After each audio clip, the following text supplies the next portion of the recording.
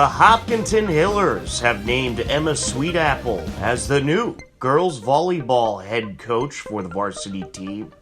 Coach Sweetapple is a Hiller alum and served as the assistant coach of the team the past several years. Congratulations to new Hiller girls volleyball head coach Emma Sweetapple. On Friday, January 14th, Hiller boys basketball captured a 61-53 win over Dedham. Nate Casper dropped 20 points in the victory, and Evan Marazimi chipped in with 15 points.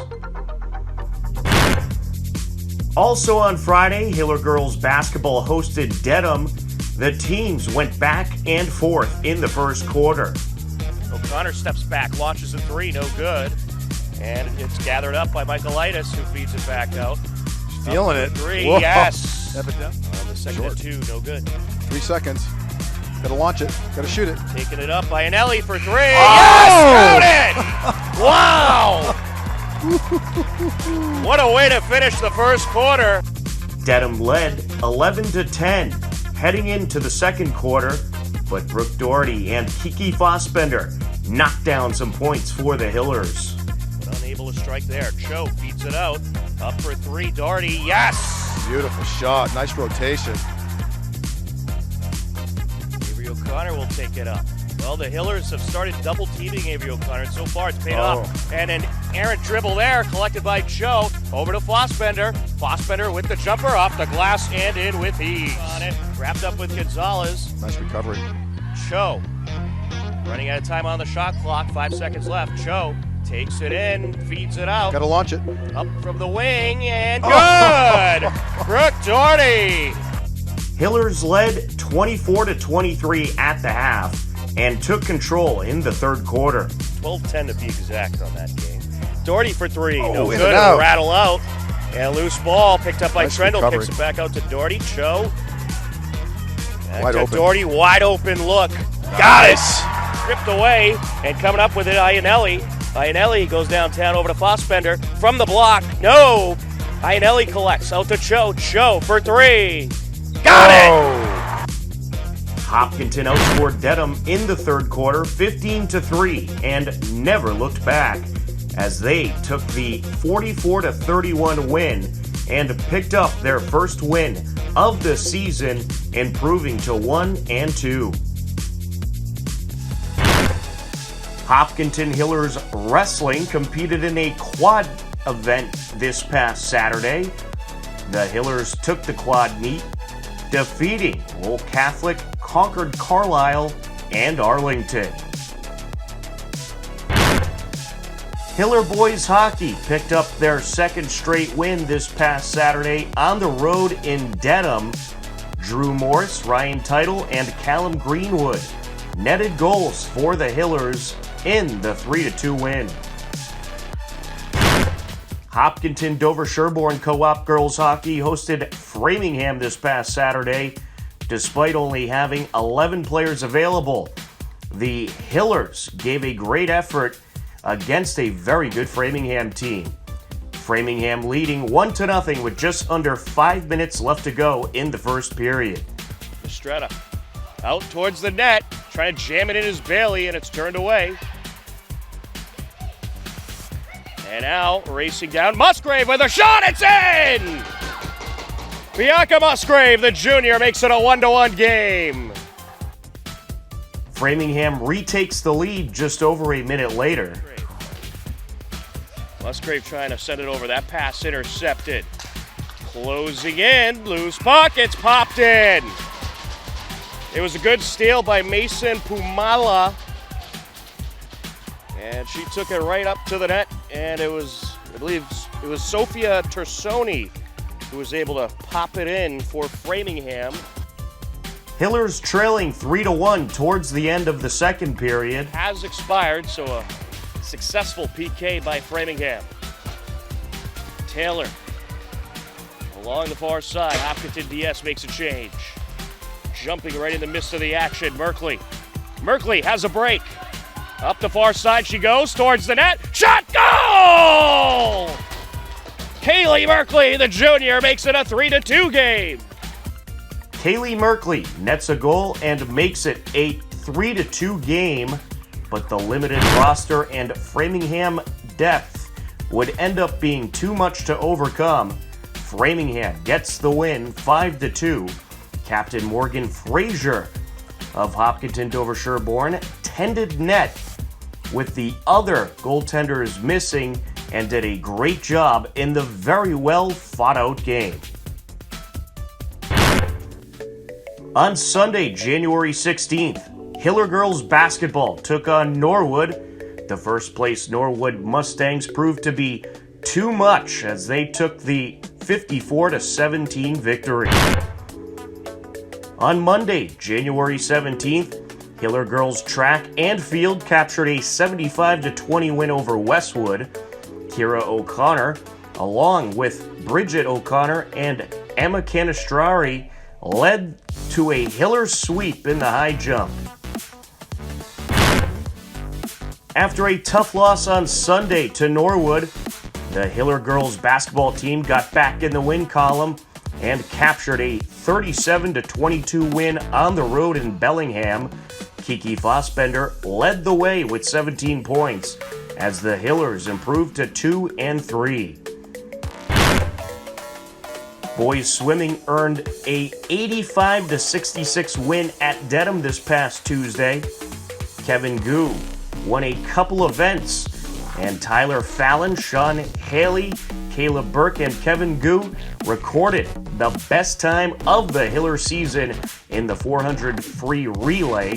Hopkinton improved to 2-4 with the victory. Girls swimming also captured a win in Dedham, taking the victory 90-64. Deidre Belger took the win in a couple events, and Eve Weatherhead scored nines on her back dive. Hopkinton improved to 2-4 with the win. 3-3, Hiller boys basketball hosted Bellingham Tuesday night and looked to get above the 500 mark. Both teams went back and forth in the first quarter. Up top, Priscilla. And it is going to be batted down and taken away by the Hillers. Nice steal there. And driving in, Schnorr up and in. Oof. Hillers led 15-10 heading into the second quarter and kept the offense going. Out to Rayham. Rayham for three. No good. Oh, nice. And Marazimi with the rebound. Goes up and in with the reverse. Smooth. Little touch there. Yep. Underneath, Oh, up yeah. and in, Casper. Casper starting to heat up a little bit. Hopkinton led at the half 33-18 and took full control in the third quarter. Casper kicks it out. Marazimi for three, knocks it Got down. a nice stroke, man. Feeds it over to Pantera. Pantera around the defender, can't finish. Grabs his own rebound, puts it back, count it. Good second effort by Sam.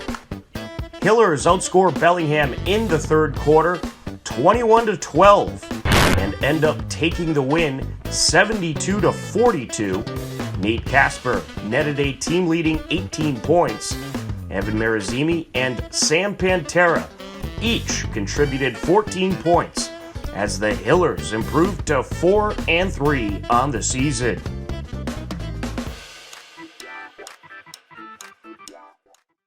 Hello, everybody, and welcome into HCAM Sports Talk. I'm your host, Tom Nappy, and joining me on the show today, we have Andy Barron from MyFM 101.3, and we have Jared Keene from the Metrowest Daily News. Guys, how are you? Tired. After all that Crazy weekend. Doing good, Tom. Doing good. I mean, great. Best weekend of football I've ever seen. I've been watching it for a long time. Agreed. All the games were great. Not a single bad game. Compared to the horrible wild card round we saw the week before when there maybe was two good games. And one thing I'm just going to say real quick, the officials finally put the whistles away. Yep. Yes, they did. They did. Yeah, that was some very exciting games, some crazy upsets that I don't think a lot of people expected. So let's get into it. You had Cincinnati taking on Tennessee. We'll just kind of go through the four games, share some thoughts. I think this game was probably the most up in the air to most people, as I think a lot of people thought Cincinnati did have the potential to pull off the upset. And sure enough, they did. A 19-16 final, an impressive win by Cincinnati. And it was a good, well-rounded performance, I thought, by the Bengals. Joe Burrow had a great day, going 28 for 37, throwing for 348 yards. And then you had Joe Mixon pitch in with 14 carries, 54 yards, and a rushing touchdown. Also had 6 receptions for 51 yards. A.J. Brown had a big day for Tennessee. 5 receptions, 142 yards. Then also some good receiving performances for Cincinnati as well. A lot of good contributions. I can't find the stats on the guy I was looking for, but you had good contributions from T. Higgins, as well as Chase, who had 5 receptions, 109 yards. He was the team leader. That was a good, well-rounded game, and I'm happy for Cincinnati. It's their, first time going to the AFC Championship since 1988, I believe, and their first playoff win in a very long time. So it was a nice win by Cincinnati. And Tennessee, they just looked really flat in that game, and Tannehill was awful, going 15 for 24, 220 yards, throwing 3 interceptions. Terrible performance by Tannehill. The Tennessee defense tied a playoff record with 9 sacks. They were really good, but it was Tennessee's offense that really blew that game for them, guys. No question. A few things come to my mind because I watched all the games this weekend. Number one, Joe Burrow is bringing a winning attitude to Cincinnati. It's time to start taking the Bengals seriously. This team is not going anywhere. They are built for the long run. Jamar Chase, great receiver. We all know that. But Tyler Boyd is really their guy, I think, is the leader of that offense, along with Joe Mixon. And their defense, the Bengals defense, they don't really have a lot of household names on that defense, but they're good. And to go into Tennessee, that's not an easy place to play. And the Bengals just got it done. Tom, you said it best. The problem with the Titans is the quarterback. I'm sorry. If they get an elite quarterback, that's probably a different Tennessee team because that defense is really, really good. And I don't think Mike Vrabel had a very good day coaching. Zach Taylor outcoached him. Definitely. I was saying to people after that game, because Tennessee has such a good defense, great weapons, great running game. Imagine that team with Tom Brady or Aaron Rodgers. In the Super Bowl. Well, Yep. They win it with Tom Brady, not with Aaron Rodgers. But Rodgers might not even win in the playoffs. oh, God. Jared, what are your thoughts? I agree with a lot of what Andy said. I think you have to, again, look at the performance of the Bengals defense. I think I said last week that I don't trust Tannehill, and it's pretty easy to see why. I mean, the guy's inconsistent. 3 picks. That's not going to get it done. That's not going to get it done against a good Cincinnati team. I know Derrick Henry was just coming back, but they still held Derrick Henry to 20 carries for 61 yards and 1 touchdown. That's not a monster day by any means. Yeah, but he's just coming back from an injury. I get it, but you got to give Cincinnati a lot of credit there, I think. Definitely. How tough it is to stop Derrick Henry? That guy is a monster. Yep. Yes. Seriously. So, and that's a great point that Jared made. How do you throw an interception on your first play of the game? Yep. I couldn't believe it. I'm like, you can't take him seriously. I mean, he's just Ryan Tannehill's he's not going to get it done. But the Titans are stuck with him because now they still owe him, I think, like $15 million next year. They can't really do anything. So they're not going to draft a QB either. They have other, concerns that they need to address. They're not going to draft a QB. Yeah, they're in a tough situation, but they're still a good team. Well, actually, I think they should consider drafting a quarterback. They should consider it probably, but they probably won't. No. I mean, maybe not in the first or second round, maybe in the third round or something, but I think you should definitely give Tannehill some competition and send a message like, hey, you blew it for us last year, so the standards are high here. You can't keep blowing big games like that. And A.J. Brown, like Andy said, had a good game, or like you said, Tom, had a good game, but one guy is going to beat a really good team. I mean, again, Julio didn't do much. Again, Derrick Henry didn't do much. Tannehill didn't help himself. Yeah, the Titans had 9 sacks, but They should When have you have used 9 Coleman sacks and you more. lose, that's poor. That's poor. Tennessee kind of seems a little vanilla on offense with all that talent, guys. I just feel like that. I just don't think Mike Vrabel did a good job coaching. I mean, I think he's a good coach, and the Titans shouldn't fire him, but he definitely made some questionable calls. Like what was that? And I just don't think. I think the Titans were a very weak 1 seed. I think it showed. Yeah, definitely. I think they can be a very good team. I just think they're missing a quarterback. You give them a quarterback, that team is right in the Super Bowl picture. Yep. That was Cincinnati's first road playoff win in franchise history. They were 0-7 prior to that on the road in the playoffs. That's unreal. I mean, just think of this real quick, gentlemen. How bad, like Marvin Lewis was there, for 15 years? He was a good coach. The fact that Joe Burrow has already won 2 playoff games for this team is remarkable. Under a new coach. A new coach, exactly. Wow. Just so impressive. Yeah, it's pretty clear that Joe Burrow is the guy for Cincinnati. And he doesn't get razzled either. He's confident. I mean, he is very confident, makes good throws, obviously got a good arm, reads the game well. Yeah.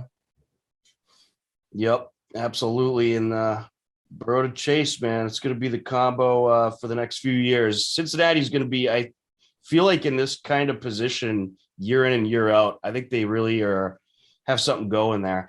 T. Higgins is legit. Tyler Boyd is legit. Obviously, Chase is legit. They have good weapons. They have a good solid tight end. Joe Mixon is a good running back. He is. Yeah. And I asked myself this yesterday. I don't know if you'll agree with me, but I think Jamar Chase might be just as fast as Tyreek Hill. I mean, it's pretty close, guys. I'd love to see him in a race. It might be close. I think Tyreek Hill is a burner, man. That guy is wheels. He has wheels for days. But Chase isn't that far behind. He's okay. And Cooper Kupp. Cooper Kupp's up there. Let's throw those 3 guys in a race and just see who wins. Really, though, just remarkable receivers. I mean, absolutely. There was a lot of great receivers in action, and maybe there's a theme going on here. You want to win, get some great receivers. Well, that wasn't the theme for this next game we're going to talk about. The 49ers beat Green Bay 13-10. The 49ers did not score a single offensive touchdown, and they somehow pulled it off. Jimmy Garoppolo, 11 for 19, 131 yards passing, and an interception. Aaron Rodgers wasn't that bad. He went 20 for 29 for 225 yards. And it seems like Rodgers had all these yards passing and had all these drives going, and they just could not capitalize. Aaron Jones had a good day rushing, he had 9 receptions for 129 yards, so they used him more as a receiver. Devontae Adams pitched in with 9 receptions, 90 yards, and there wasn't really too many offensive standouts. I mean, Deebo Samuel only had 3 receptions for 44 yards. The biggest contribution for San Francisco was probably Elijah Mitchell, the running back, 17 carries, 53 yards. But that was just it was a bad weather game, and it was just a defensive slugfest, very sloppy offensive play. And after seeing the Packers march right down the field on that first drive, I was starting to think it was going to be a cakewalk for the Packers. But boy, I was wrong. They went ice cold after that first drive. And they should certainly be embarrassed, I think, to lose this game when you're going against a quarterback that went 11 for 19 with a bad interception and just did not play well. And the San Francisco defense, though, you got to give them credit. They were sensational in this game, but I expected a lot more points in this one, guys. Yeah, I think I'll go here. I think the credit all goes to the San Francisco defense. When you when you keep a really, really high talented Green Bay offense in check like that, you deserve a lot of credit. I mean, again, it says it all that San Fran didn't score a single offensive touchdown, yet still won this game. I think that, again, shows even more credit to their defense. I mean, obviously it didn't help for the Packers that A.J. Dillon got injured. He's a really good backup running back from BC. Obviously Aaron Jones was utilized pretty well, but yeah, this is a weird game. This is an ugly game. But again, credit to the 49ers. You make plays at the end of the game. In a game like that, you win the game. And they sure did that. Yeah. I mean, the Niners defense is better than I thought. Nick Bosa is just, can anybody stop him, really? I mean, he made Aaron Rodgers' night miserable. The way he like ran him down that is so impressive. And Fred Warner as well. Listen, this Niners defense is really going to cause some problems going forward. They're just really good. And it starts with Bosa. I mean, he just changes everything. They were even trying to double team him. They couldn't do it. I mean, and that's just, and that's a scary type of player going forward, especially for a 49ers team who really is playing with house money right now. I don't think anybody expected them to win this game. This was a total choke job by the Packers. I mean, who can we just, no more comparisons with Aaron Rodgers and Tom Brady. No, it's not even close. I mean, he's done in Green Bay. It's over. He doesn't want to be there anymore. He checked out. He's gone. He's so gone from Green Bay. Yeah. Then where does he go? I don't know, but Green Bay has like $42 million of cap to cut for next year. So they're going to enter some kind of rebuilding thing. But there's a lot of teams that will take Aaron Rodgers. The Denver Broncos wanted him badly. I still think they would be in the running. I think there's a couple other teams out there. Tennessee. Tennessee. We just talked about Tennessee. Yeah. Maybe Tampa if Brady retires. I don't know about that. But well, I just, again, though, but he look, he's a talented quarterback. No question about it. Great regular season quarterback. No question. But he's got that losing mentality. Do you really, like, just if he goes to Tennessee, does he put them over the top? And I don't know if he does. I mean, I just think I'll take him over Tannehill. He definitely does. He definitely does. With those kind of weapons, with weapons like that, I think he definitely does. I don't know. Something's missing. I don't know. I was not impressed. I mean, the Niners, they made his life miserable. I mean, that night. And I think it was bad coaching as well. I mean, Matt LaFleur is going to be held accountable too here, guys. Yep. I don't know. It just, I'm not a big fan of Kyle Shanahan. I've said it many times on the show, but he keeps getting it done. I mean, some way, somehow. Get this, right? If Jimmy Garoppolo, the 49ers, make the Super Bowl, that means Jimmy G would have made more Super Bowls than Aaron Rodgers. That's wild. That's unbelievable. That's unreal. That's unbelievable. It could happen. That's the most unbelievable stat I've heard all day. Well, in fairness to Garoppolo, he did make the plays when he needed him to. Yep. He did, but it was really that pick six that set the 49ers over the edge. I forget who got it, but that was a great play. Moving on to Sunday's games. Well, they were very opposite of Saturday's games. Saturday's games, more defensive, low scoring, both hit the under. Sunday's games, well, they hit the over. Rams took down Tampa Bay 30-27. Stafford had a great day going 28 for 38, 366 yards passing, 2 touchdowns. Brady started off slow, but started to turn on the burners late in the game, tied it up late in the fourth quarter at 27 apiece. He went 30 for 54, 329 yards, a touchdown and an interception. And some of your big playmakers, Cooper Kupp was the player of the game. 9 receptions, 183 yards, and a touchdown and also for the Rams. Odell pitched in with 6 receptions, 69 yards. For the Bucs, their big playmaker was Mike Evans, 8 receptions, 119 yards, and a touchdown. Gronk had 4 receptions and 85 yards. This was a back and forth game, as I think a lot of people expected. I loved watching Brady come back. I was really hoping they were going to pull it out, especially when he was able to tie it up at 27. But this Bucs defense, there's no comparison really to this Rams defense. And one of the big problems with the Bucs in this game was their offensive line. They were missing a couple key pieces, and I feel like if those pieces were there, it would have made a big difference. That really affected their offensive line. But this was a great battle, and certainly disappointing if you're a Tom Brady fan, but it was a great game. And the Rams, they have showed that they are for real.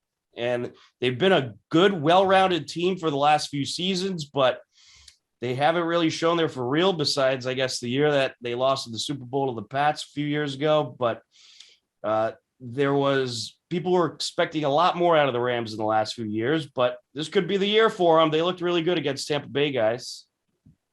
Go for it.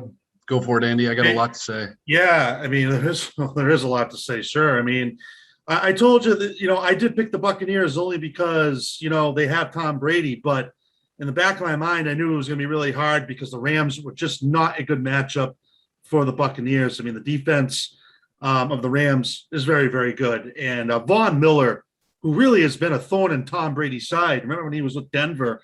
I mean, he made a huge difference in this game. But just the mental mistakes really by both teams. I mean, Tom Brady made some mistakes too here. And, the missed field goals. And then you got the fumbles the Rams really should have blown this team out, to be honest with you. They made too many mistakes. And then what a wild game. I mean, I really don't even know what to say. I mean, it was just, I thought for sure after Tampa Bay tied it up, that's it, man. The Buccaneers are going to win this thing. And then just Cooper Kupp is absolutely unreal. There is nobody in the league that can guard him. I mean, he just literally shredded this Buccaneers secondary. How, as a coach, do you let him get this open? I mean, right. This is basic football, gentlemen. I mean, Todd Bowles, who I think is a pretty good coach, I mean, he did not get it done. I mean, Cooper Kupp is unstoppable right now. I mean, he is, again, I don't think there's anybody left on these three teams that can guard him. I mean, yeah, he is a force to be reckoned with. He's unbelievable. Definitely one of the top receivers in the league. Probably right there with Tyreek Hill. I mean, Hill still has the edge, but Cooper Kupp is up there, and Chase will be a guy down the road that'll be up there as well. But he is an impressive player. Just real quick, too, I know we were texting a little bit yesterday, but Cam Akers really, I think he's a talented back, but he had a rough day. And I asked this question, where was Sony Michel? He's got a lot of playoff experience here, guys, and I have really been impressed how he's playing for the Rams. Where was he? You didn't have another option? I'm not a big fan of Sean McVay, okay? I know I've said it a few times, but I don't know. I think he gets a little too – like, did the Rams forget to play football at one point? I mean, I don't know. I think they made this a lot more difficult than it had to be.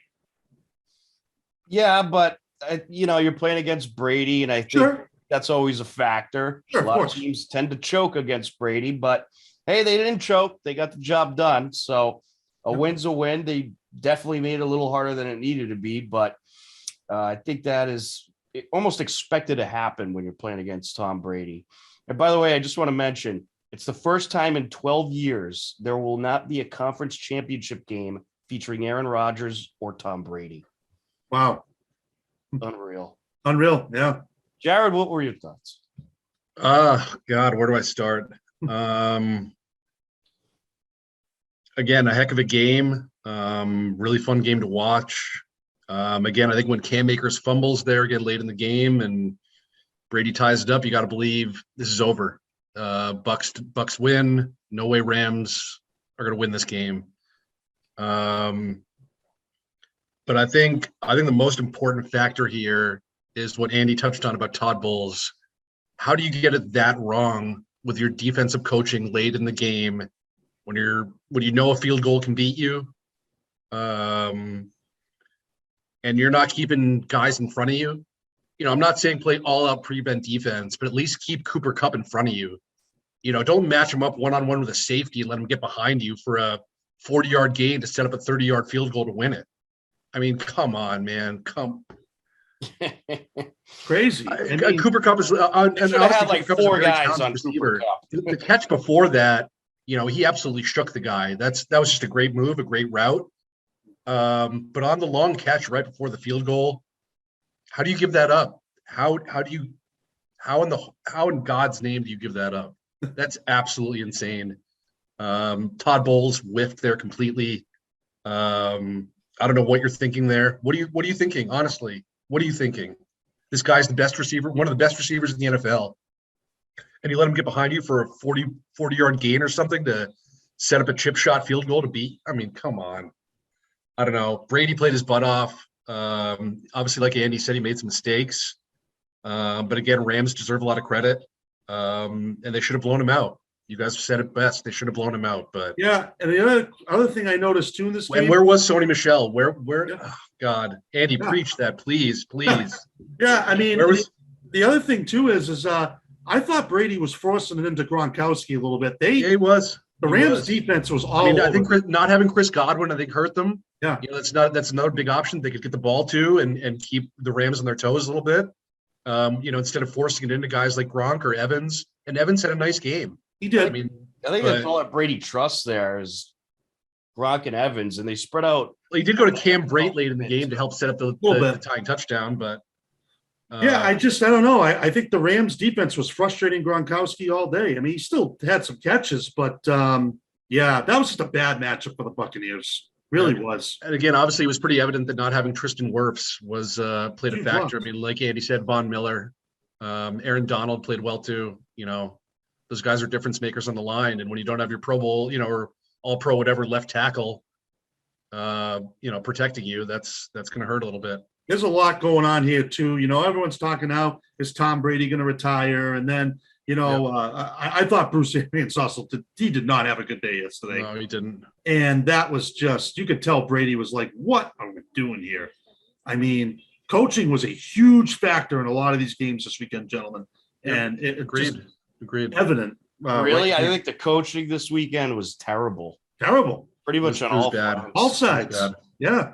I mean, really, You can't really look at one team and say this team hit the nail on the head with their coaching. All right, but I would do Zach Taylor coached pretty well against Mike Vrabel, but yeah. Yeah, I Well, mean, Andy the Reid's best the best- coaching was probably Cincinnati, Tennessee, but the rest of the games, coaching was just awful. Andy Reid is definitely the most experienced one left. He's still a pretty good coach. I He mean, is. you know, he's been around a long time. Yeah, he has his faults like anybody else, but yeah, coaching still going to be an issue going forward, no doubt about it. Speaking of Andy Reid, Buffalo heartbroken again as they lose to Kansas City in overtime, 42-36. There was 25 points scored in the last minute and 54 seconds in this game. Crazy. It was absolutely ridiculous. It looked like a game of Madden. The defense was just non-existent for those last couple of minutes. Gabriel Davis for Buffalo, the first player in the Super Bowl era with 200-plus receiving yards and 4 touchdowns in a playoff game. He was just insane yesterday. Oh. If there was one guy that really wanted to take that game home, that was Gabriel Davis. Boy, what a game he had. How he was so wide open at times, I have no idea, but he absolutely played his butt off. And so did Josh Allen. He went 27 for 37, 329 yards, passing, 4 touchdowns, no interceptions. Mahomes also had a great day, 33 for 44, 378 yards, 3 touchdowns. Tyreek Hill had a good day, 11 receptions, 150 yards, and a touchdown. Kelsey, a pretty good day, 8 receptions for 96 yards and a touchdown. And this was just a crazy offensive game, and that last 2 minutes of the game was just absolutely insane. 25 points in a minute 54 seconds. How does that happen? And how did Buffalo keep leaving Tyreek Hill open at the end of that thing? And you had 13 seconds left. You have the lead. All you have to do, don't let him score a field goal. Oh, what do? Well, you kick off to the end zone. Doesn't take any time off the clock. 2 big passes downfield. They're in field goal range, tie it up, and beat you in overtime. That is a bad loss for Buffalo. They played a great game. I actually feel bad for them because Josh Allen and Gabriel Davis, I feel just really deserve that game with the way they played. But, you know, Buffalo was the number 1, number 2 defense coming into this game, and they didn't look like it against Kansas City. I know it's Pat Mahomes and the Chiefs, but I'm shocked that they left Tyreek Hill so wide open, so many different occasions late in that game. I'm sure the defense was gassed, but come on. You got to stick it out for that last 13 seconds. Unbelievable game, guys. Go ahead, Jared. Oh man. I feel for Buffalo. Truth be told, gentlemen, I had a bit of a soft spot for Buffalo in the early '90s, when they had the likes of Thurman Thomas and Jim Kelly and Bruce Smith and Andre Reed and Steve Lofton. And I'm not a Buffalo fan, obviously now, huge, obviously Patriots fan through and through, but to see Buffalo lose a game like that was heartbreaking. I think overtime rules, that's a whole nother topic. I think Buffalo should have at least had a chance to at least get 4 downs.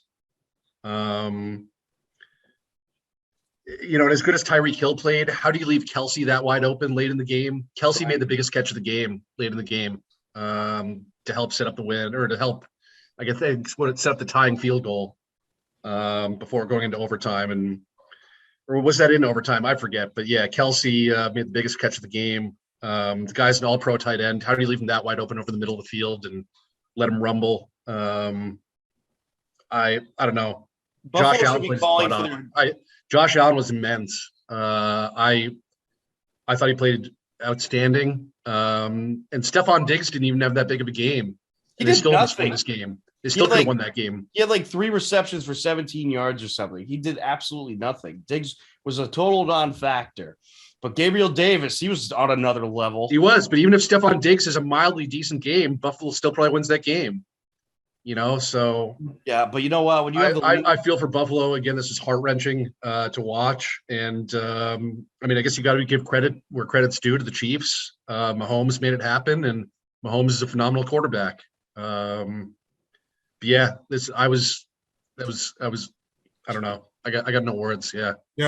I don't know if Buffalo will ever win a big game ever again. They will. They're too good of a team to not ever win a big game. They will, Tom. Trust me. But that was bad. That was bad. How much more can the Bills take? I mean, the four straight Super Bowls they went to, which is unheard of, really. Think about it. But they got blown out, 2 times by the Cowboys and then by Washington. Those were just better teams. The loss to the Giants was just devastating. But it's like the Music City Miracle. Now this. I mean, how much more can this organization take? I mean, but here's a couple of other things. You maybe got to go back to the regular season. Here's the thing, guys. To beat KC, you got to get them out of Arrowhead. You got to get them on the road. They're a different team on the road. They have not been tested on the road. But the problem is teams aren't taking care of business in the regular season. If this game's in Buffalo, it's probably a different story. And I think that's a huge factor. But a lot of things stand out to me. First of all, the AFC still goes through Kansas City. Period. It does. Mahomes, but Josh Allen came about last night. This is an elite quarterback in the AFC. Joe Burrow is now as well. And if you're a Patriot, of course, we're all Patriots fans here. We got some work to do because you're not better than any of these 3 teams right now. Oh, you're not even in the same stratosphere. Not even in the same stratosphere. I don't even think they're better than the Raiders. I mean, no, probably not. Just saying. So it's like Buffalo, no more arguments. You have got to beat the Bills to win the AFC East, period. And if you want to win the AFC, you're going to have to beat Kansas City. And Cincinnati's right there too, guys. So, man, but this is just a crazy game. I mean, I can't say enough about Patrick Mahomes. Guy's a phenomenal player. But, man, this guy's going to get killed one of these days, man. I mean, he seriously it's times he's running for his life. But how do the Bills, who are the number 1 ranked defense, they can't get a stop? It's just beyond belief to me. I mean, really. I think that says something about the Chiefs' offense as well. It's obviously the Chiefs have an elite offense, but for the Bills to let up that many points and to let Mahomes make those plays in the game for how good of a defense they've had all season. Buffalo had the lead 3 different times in the last 2 minutes. Unreal, man. And they blew it every time. And it's awful. Buffalo fans should be calling for their defensive coordinator's head after that game. The Chiefs' offense might be one of the best offenses I've ever seen. They can score so quick. The game is never over with them. You've got to literally play to the last second with Kansas City. I mean, as Buffalo learned the hard way. I mean, you look at the way they were kind of reacting, it almost seemed like they thought it was over. It ain't over. Yeah. No, not with Patrick Mahomes. We've seen this too many times, guys. This guy is unbelievable, really. I mean, he just Tyreek Hill, Kelsey, and Mahomes. What other combo is better than the NFL, really? Yeah. even Jarek McKinnon had a nice game as a running back last night. He did. So I think the issue for the Chiefs right now, I think, is their defense. Again, Stephon Diggs didn't that big of a game. The Bills didn't even run the ball that well, yet the Chiefs still allowed 36 points to the Bills. Now they have to play a Cincinnati team with a legit offense. Burrow, Chase, etc. So I think KC probably still has a few things to shore up defensively before next week. But yeah, I think the Bengals, their offense is on another level. The Bengals are a tough matchup for Kansas City, guys. I don't think they fear the Chiefs. I mean, they gave Mahomes a great game. I really agree. I agree. They gave Mahomes problems last time. And see, Kansas City, another thing about the Chiefs, they're a front-running team. They don't like to play from behind. Yep. Get them out of their comfort zone. Remember, they were up 14-0 on the Bengals in that regular season game, and the Bengals came back on them. And I think they got a little, whoa, what's this? Sometimes they don't like to be caught off guard. So that's just an analysis I've taken away. But now Buffalo plays the Chiefs next year too. They got to go back to Arrowhead again. I mean, you got to get fired up. They're going to be fired up. That's going to be a great game. That'll be an immense game. I'm waiting for that. That'll be Sunday Night Football. Oh, no doubt. Yeah. But you know what? Go Bengals. Hooday. The craziest thing about all these 4 games, they all ended on the final play. It all went down to one play to end the game. And 3 out of the 4 games ended with a game-winning field goal. Walk-off field goal, yep. Unbelievable. Amazing. Crazy weekend of football. Definitely one of the most entertaining divisional weekends in NFL history. I don't think there's any doubt about that. But let's get on to the conference championships. We're going to pick who we think is going to win. We're going to pick some spreads and props and have some fun here. Last week, I was 2-2, Jared 2-2, Andy 2-2, Kevin and Mike 3-1, and Steve went 0-4. Ooh. Oh God! So the point totals: Jared has 189 points. I have 187. Mike has 172. Andy and Steve are tied at 173. And Kevin, sorry, we're eliminating Kevin. All right, so let's get on to the picks. We'll start off with the AFC Championship. The 4-seeded Cincinnati Bengals at the 2nd-seeded Kansas City Chiefs for a trip to the Super Bowl. We're going to start off picking a winner. And guys, I think when we made those Super Bowl predictions at the beginning of the playoffs, I think I said Bengals and Tampa. So you know what? I'm going to go Bengals here and stick with my pick. I think they pull off the upset. I think the Bengals are up for the challenge. They beat them during the season. I think the Bengals are going to shock the world and get the win over the Chiefs in this game. Jared, who are you going with? I want to go with the Bengals really badly, but Andy made a good point about getting KC playing in KC. I think KC is going to be a little too much here at home. Again, I want to pick the Bengals so bad, and I hope the Bengals win this game, even though I'm picking KC. But I think KC at home, I think they'll want to get back at Cincinnati a little bit for that loss during the regular season. And, again, I want to see Cincinnati win this game, and I really hope they win this game. For the sake of picks, I'm going KC. I don't think it's going to be a blowout by any means. Again, could come down to the final play again. All right. I'm going KC here. All right, Andy, who do you got? Yeah, I really would love to see Cincinnati win. I really like the way they play. I just don't know if they're quite ready yet, but they are going to make a game out of this. The Chiefs are not going to blow them out, but I just can't bet against Patrick Mahomes right now. I just can't. So it's going to be close, but I'm going with the Chiefs, unfortunately. All right. The Bengals, they already beat the 1 seed, so maybe it's their year. I don't know. Tom, I love the pick. Tom, honestly. Yeah. Honestly. All right, we're going to do some prop bets, and we're going to make these worth a half point each to make things a little interesting. Oh, man. Football challenge we got going. Unprepared here. So let's start off with the spread. Kansas City is favored by 7 points.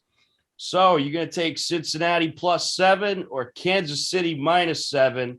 Well, you know what I'm taking. I think Cincinnati's going to win, so I'm taking Cincinnati spread. Jared, who are you going with for the spread? Yeah, I think it's going to be less than a 7-point win for KC, so I'll go Cincinnati +7. All right, Andy. I'm taking Cincinnati +7 as well. All right. Yeah, I'll be shocked if this isn't a close game. I really think this is going to be a great battle.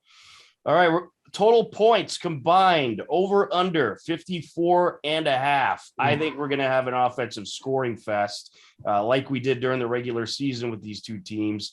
I got the over in this one. Jared, what are you going with?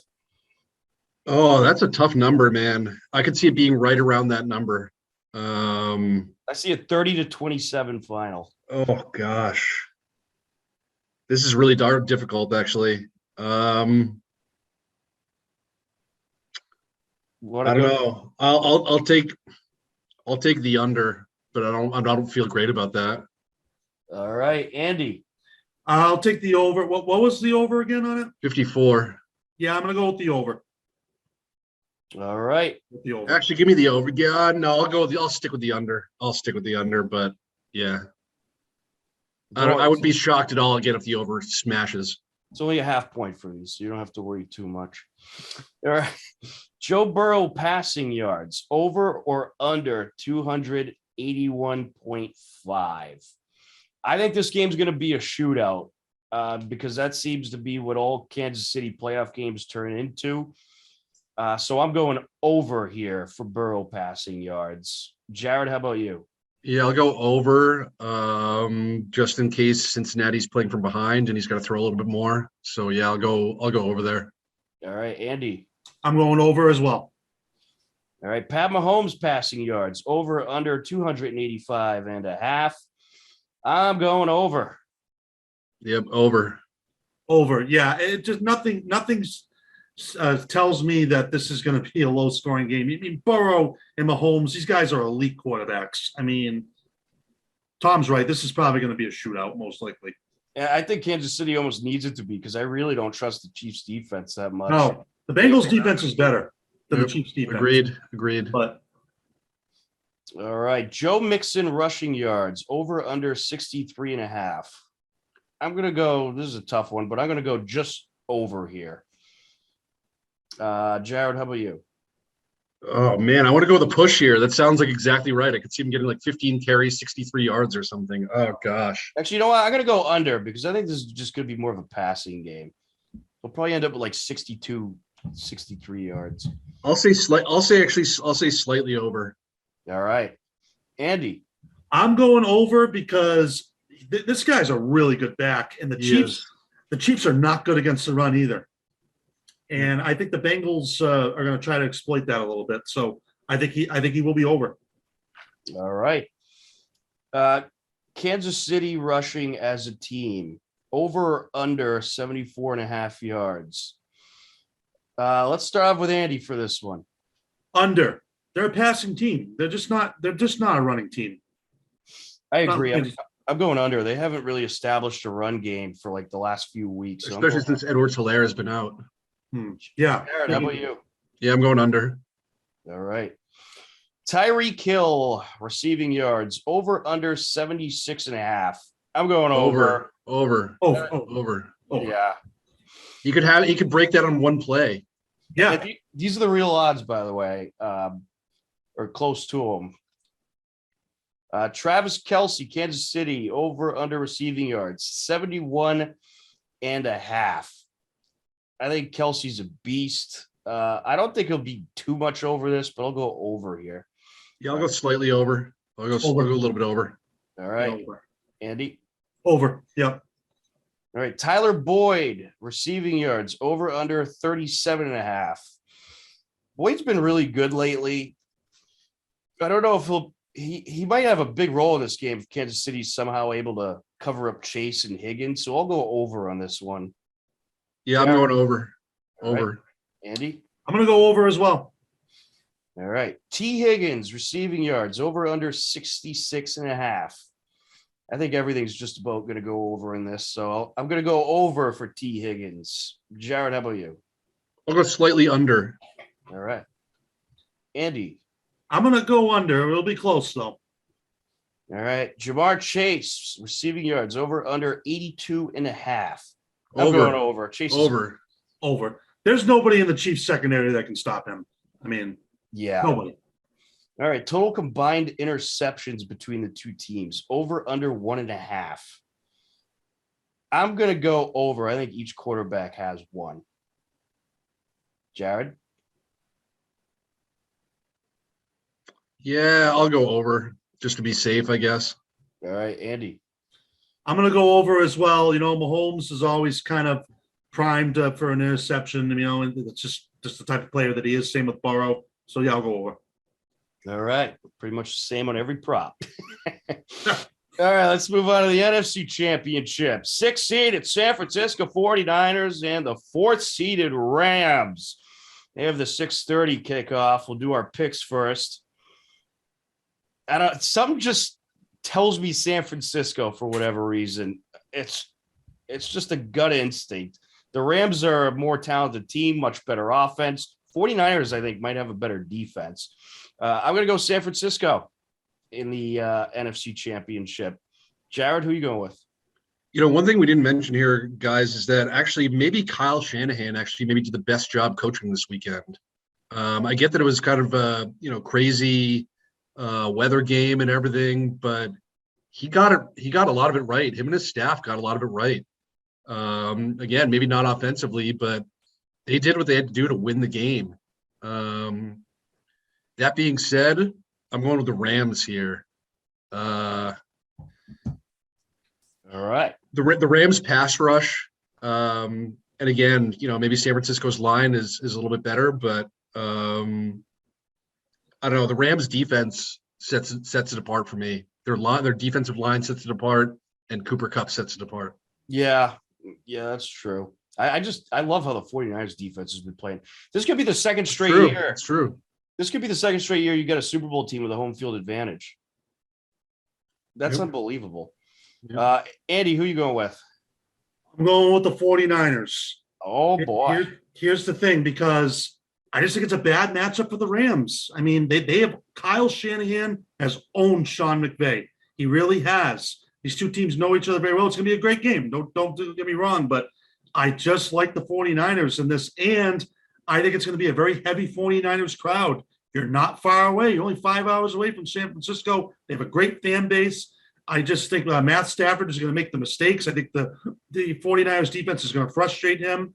And I don't know, the way the Rams kind of just fell apart. I know they won that game previously, but the way they kind of fell apart, I don't know. The Niners got their number. It's crazy that I'm even talking like this, but I like the Niners. I just think it's a bad matchup for Los Angeles. Hey, the Niners got an overtime win against the Rams to even make the playoffs. So right. I mean, it is tough to beat a team 3 times, I will admit. But I just got to feel the Niners are hot right now. All right. Moving on to the spread. Rams are favored by 3.5. Andy, you already picked 49ers to win, so clearly you're going 49ers spread. Clearly I am too. Jared, what are you going for the spread? I'm going to go Rams minus 3.5. All right. Over under total points, 46.5. I don't know. The last time these two teams played, there was a lot of points.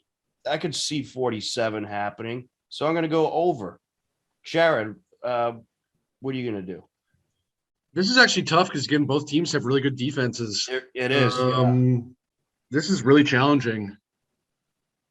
I'm going to go. Oh, man. I'm going to go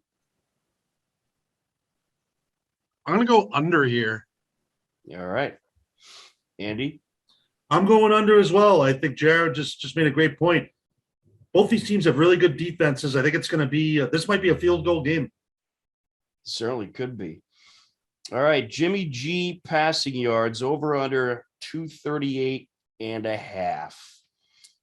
I think 49ers are going to have to establish a run game if they want to beat the Rams a little bit. But I think Jimmy G is going to be right around this. I'm going to go slightly under on his passing yards.